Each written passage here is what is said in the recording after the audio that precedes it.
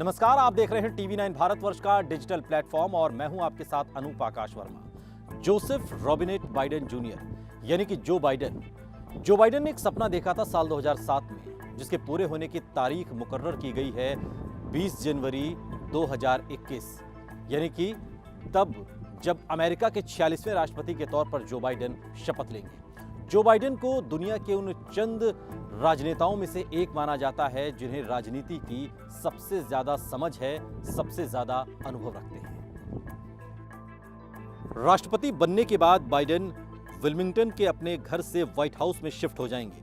White house दुनिया की वो जगह जहां पर ईरान, इराक से लेकर भारत और चीन पर रणनीतियां बनती हैं। अगर अमेरिकी राष्ट्रपति को दुनिया का सबसे ताकतवर शख्स कहा जाता है तो ये वो जगह है जो दुनिया की सबसे पावरफुल जगह मानी जाती है।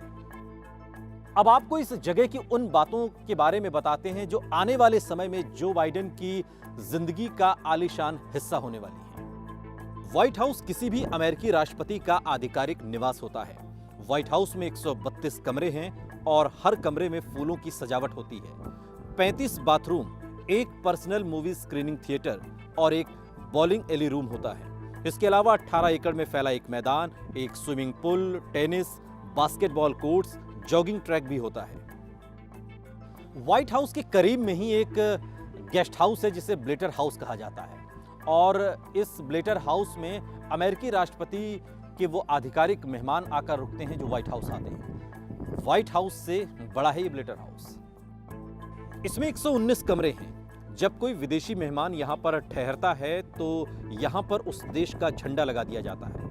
इसका मतलब होता है कि ब्लेटर हाउस मेहमान के रहने तक उस मेहमान का ही घर हो गया है और राष्ट्रपति के लिए विदेशी जमीन माना जाएगा। व्हाइट हाउस का सालाना खर्च तकरीबन $4 मिलियन का है।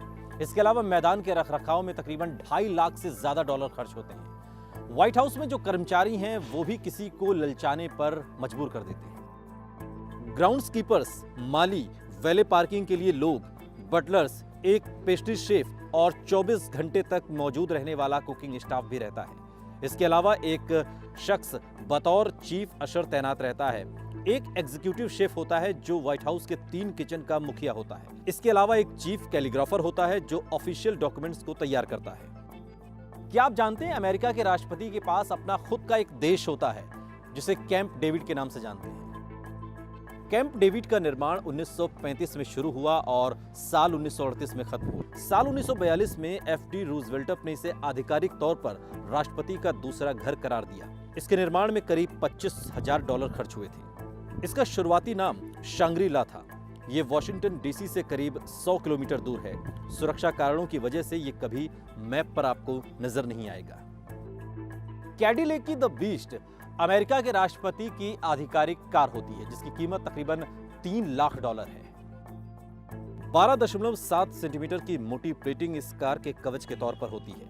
इसके दरवाजों का वजन उतना है जितना बोइंग 757 के दरवाजों का होता है। इसके टायर पंचर होने के बाद भी काम करते हैं। कार के पास अपनी खुद का oxygen supplier, fire fighting system और एक ब्लड बैंक भी है। कार टीयर गैस से लेकर ग्रेनेड तक फायर कर सकती है।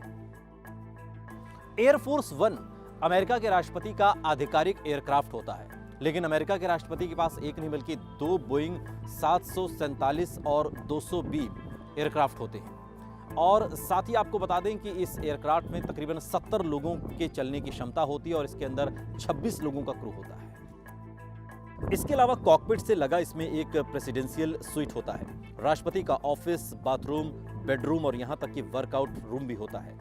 एयरक्राफ्ट का ऊपरी हिस्सा टेलीकॉम सेंटर के लिए जबकि निचला हिस्सा कार्गो के लिए इस्तेमाल होता है। इसके अलावा राष्ट्रपति के पास मरीन 1 चॉपर होता है जो राष्ट्रपति को कैंप डेविड तक ले जाने के काम आता है। अमेरिकी राष्ट्रपति को जिस देश की यात्रा पर जाना होता है उससे पहले उनका मोटरकेड कॉन्वॉय पहले पहुंचता है।